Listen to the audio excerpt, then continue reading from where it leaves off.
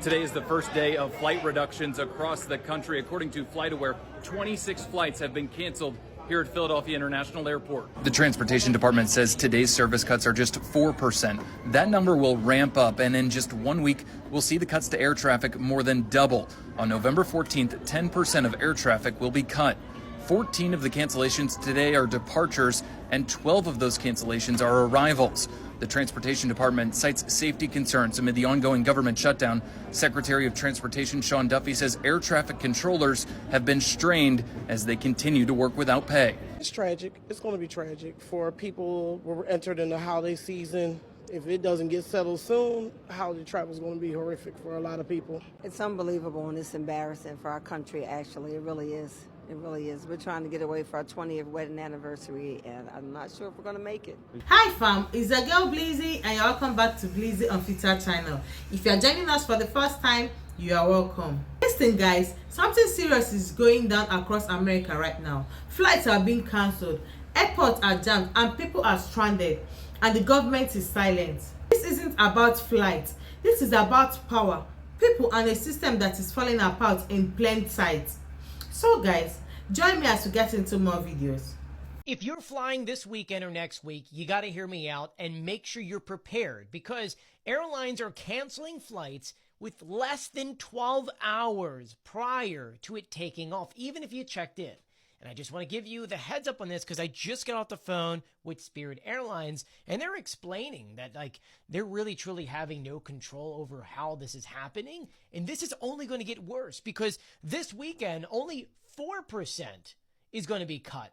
Going into next week, it's going to go up to 10%.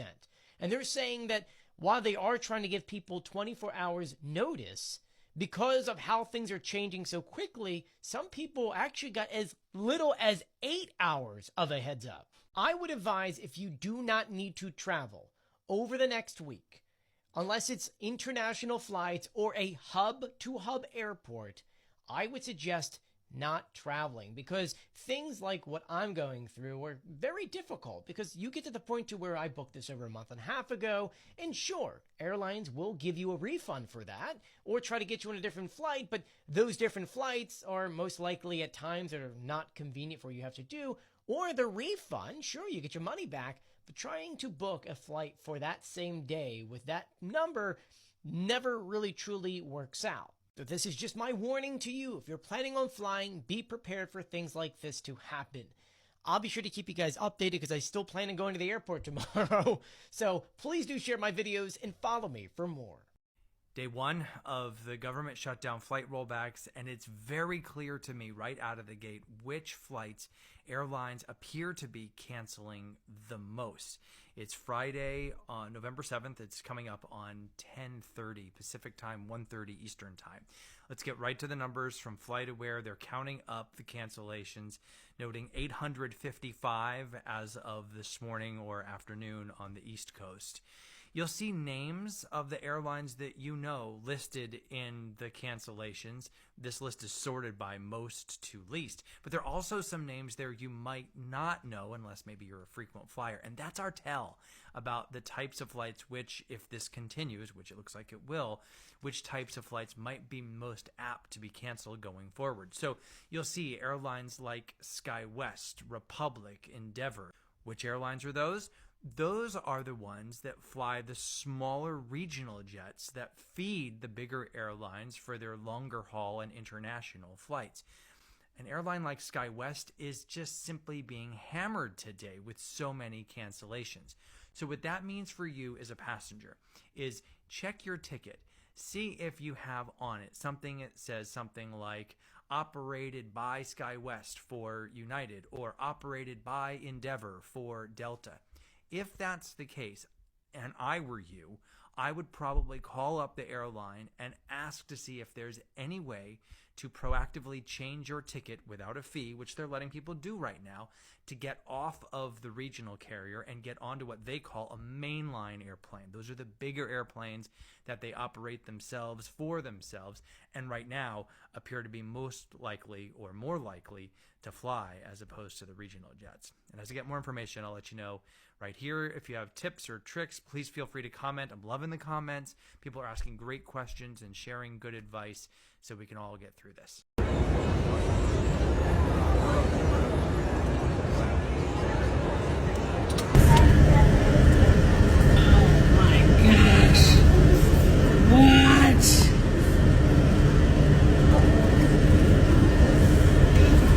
This morning, the record-setting dysfunction on Capitol Hill causing new layers of chaos at airports across the country. The nation's 4 largest airlines already canceling hundreds of flights across 40 airports in high-traffic areas. Passengers furious. I think the government's playing with people's lives. Very overwhelming. It's not fair for all the people working. The FAA hoping today's 4% cut in flights will ease the burden on air traffic controllers who are still working without pay 38 days into the government shutdown. No one can sustain that type of financial insecurity for this long. People are taking second jobs, and then they're resigning as well. If the shutdown drags on, the agency planning to ramp up mandated flight reductions to 6% Tuesday and 10% by next Friday, saying safety is their main concern. This was a data-driven decision to make the right calls, to get ahead of any issues that could happen, in the airspace that could have negative consequences. Some airlines are offering refunds or waivers for passengers to rebook, saying they're working to notify those who are on impacted flights as quickly as possible. As soon as a cancellation gets put in, we broadcast that to the people that are on the flight. If you are on a canceled flight, our systems automatically rebook you to the next available flight. Both the FAA and the airlines say passengers should still feel confident getting on a plane. Flying is 100% safe. It absolutely is. We slow things down to ensure that safety. With the Thanksgiving travel rush fast approaching, the timing couldn't be worse. That's going to really cause a lot of hang-ups and a lot of missed flights. I'll just start with this. This is frustrating. We don't need to be in this position. We've got to get the government back open so we don't have to cancel flights. But what we've done today is we tried to minimize the impact on all of our customers. It's only 220 flights out of 6,200 flights. And we've done it in a way that really impacts our smaller aircraft.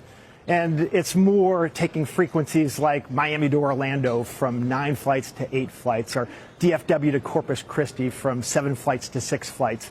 It's that kind of stuff right now. Now, this level of cancellation is going to grow over time.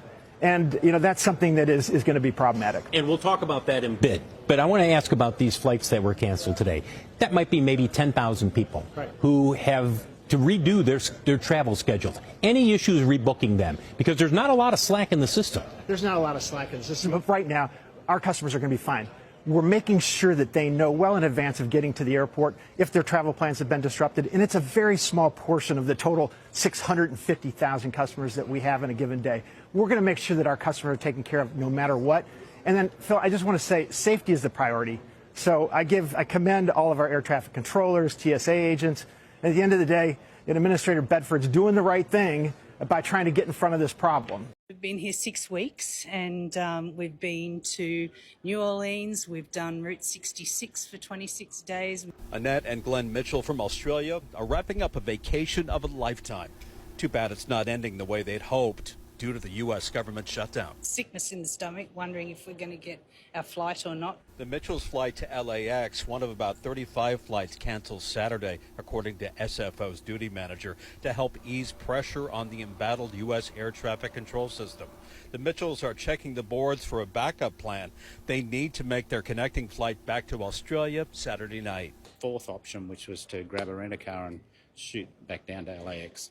So that sort of went out the window once we came here and waited for the good news. They would either cancel it really early or they would delay it until it needs to be canceled.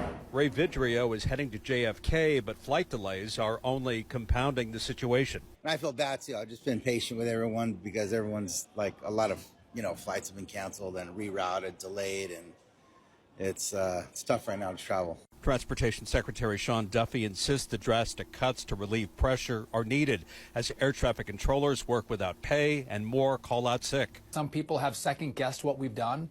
We have not politicized the airspace. We've been working incredibly hard to make sure that there's minimal disruption to the best of our ability and still keep it safe. Flight cancellations mean a 4% reduction this weekend, but Duffy says the FAA will continue to reduce flights by 10% across 40 airports until the government shutdown ends. Frustrating, yep, and inconvenient for passengers. This week, most airlines are trying to accommodate passengers' travel plans without change fees. Best advice, if you're traveling, check with your carrier for the very latest information. At SFO, Cornell Bernard, ABC 7 News. The Trump administration just ordered that airlines in the United States cancel more than 700 flights. In one day, 700 flights canceled. A lot of people are talking about, damn, my holiday plans. I'm scared about what's going to happen for my holiday plans. And I'm thinking about the fact that they're preparing to make it so that we can't leave. They're preparing to make it so that we can't leave. We were literally talking about that since the beginning of the year, since they all of a sudden were saying that we needed to have additional ID in order to be able to travel just even domestically. They're making it so that we can't fucking leave. We can't flee. And do you guys forget that there were a lot of elites that had already fled the fucking country? They had already fled. They left. And now we cannot leave. So the information that I'm about to read aloud is coming from an article that you can find on CNBC. And it states here that more than 700 U.S. flights were canceled as of 9 a.m. Eastern Standard Time Friday, according to aviation data firm Cirium, about 3% of the total schedule for that day. And they say that the cuts were ordered because of the traffic air controllers who have missed their paychecks due to the government shutdown, which is now the longest in U.S. history. But that's not our fault. That's this administration's fault. And then misappropriating funds. You understand? It's their fucking fault. We're supposed to have a contingency fund for situations like that. We shouldn't even have a government shutdown if it wasn't for the party of this administration. And now, all of a sudden, coincidentally now, they have the perfect opportunity to literally hold Americans hostage. We can't fucking leave. Oh, and it's only getting worse. It's only getting worse. According to the FAA order, right, the flight cuts will increase to 10% over the next week. Remember, they just canceled about 3% of their flights, right? So Friday, beginning with Friday is 4% on Friday. Then by Tuesday is going to be 6%. Then by Thursday is going to be 8%. And then finally on November 10th, it's going to be 10% of flights canceled. If 3% of flights canceled here in the United States put us around fucking 700 flights, imagine 10. Imagine 10. And as this federal government shutdown continues, so does the snowballing effects of this situation. It's going to be less and less TSA workers, less and less air traffic workers, less and less flight attendants, less and less, less and less, until there's none. And how the fuck are you going to leave then?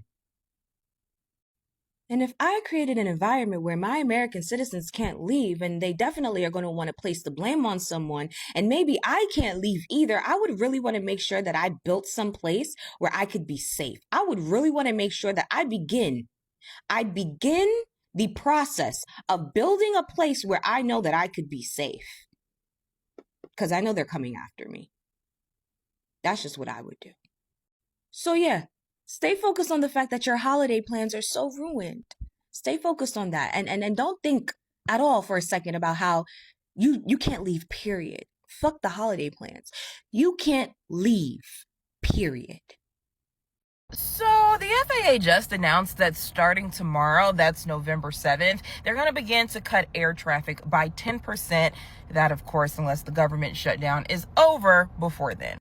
40 airports nationwide are expected to be impacted, and on that list, Denver International Airport. So the FAA directs more than 44,000 flights a day. So that means nationwide between 2,000 to 4,000 flights could be impacted if the government shutdown is not over by tomorrow. Now, of course, I work in a newsroom. We're trying to figure out how y'all are going to get home. Thanksgiving is just a couple weeks away, followed by Christmas, Hanukkah, Kwanzaa, New Year's. It's an eventful time to not be making a flight. So I want to know, are you at all worried about holiday travel, or do you feel like this government shutdown will end right on time to get you to your holiday destinations? I don't know what's going to happen, so I might as well just sit back and stay in New Jersey for the next week, 2 weeks, or a month. Who knows? Hundreds of flights in and out of the Newark Liberty Airport have been canceled or delayed today. We can see them reflected on the big board. Delay, delay, delay. Look over here. Canceled, delay, delay. Same story, copied and repeated all throughout the day today. At one point, there was a ground stop in place. If we look at JFK, LaGuardia, ground delays in place for those airports. Most passengers understanding that this is out of the hands of the TSA and other airport employees, but some that we spoke to, they're pretty frustrated. I was supposed to be leaving like right now at 1 p.m. and I guess it got canceled like 2 hours ago. So I was been sitting here, and the next thing you know, my thing got canceled. The main thing is not really the wait time, it's just getting home safe and going back to our normal lives. I know my mind just starts swelling. Okay, what are we gonna do? What's plan B? How are we gonna get back home? Because I mean, at least we have an extra day, but I mean, I gotta get to work on Monday morning. Our first flight, it got delayed an hour and then another hour, and now it's delayed 3 hours, so we are missing our connecting flight from Dallas to Amarillo. Friday was the day.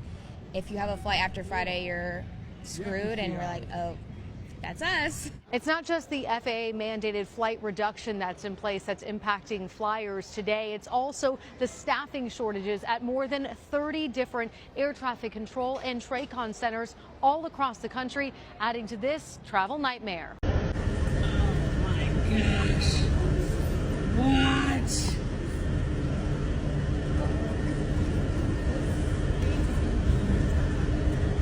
Because of the mass amount of chaos as it relates to the mass amount of delays that has been happening at specific airports, and we've been seeing this, some of us have been experiencing it, there could be a pending airport airspace closures. And this is per y'all favorite principal child. So they're talking about as early as next week closing certain airports down or across the country because of this whole riffraff and chaos that it's causing as it relates to the governmental shutdown. Now, we know that air traffic controllers, the TSA workers are not getting paid, and this is going on the 35th day of non-payment. I'm sorry, I know I wouldn't have been able to do it. Shouts out to them who's working hard and going, and they may receive payment. I just, for me in my house, I'm going to serve the Lord. I'm not going to come. I'm sorry. As we progress, this country is experiencing history. We are experiencing things that we've never experienced in the history of this being a country. And so the widespread of chaos, even fear, the spirit of fear, as it relates to people's livelihood, how they're going to continue with their lives, paying for their rent, paying for food. This is serious. And to talk about closures of airports changes the trajectory of so many things financially in this country. With business, people travel for work. I mean, this is something that is not just, oh, they're closing down airports, oh, we can get around it. If you close down these airports, that is going to affect the economy even more than what it already is doing. They're saying that this crisis could escalate even more as we progress into November.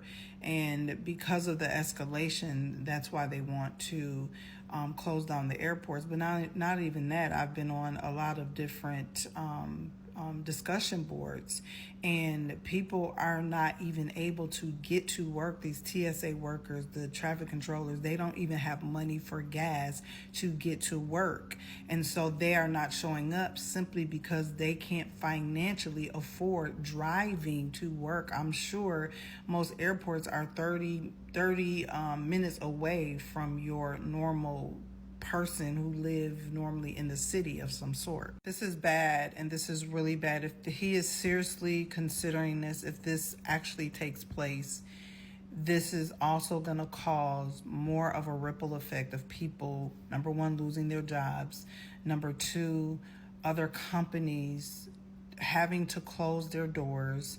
So many systematic things. It is a ripple effect that will affect the economy in a major way. I personally don't see the government coming back I prophetically spoke that this was not, that the government wasn't going to come back, that this time around, and I told y'all, the Holy Spirit showed it to me, this time around, that this was going to linger because it is a purpose in all of this.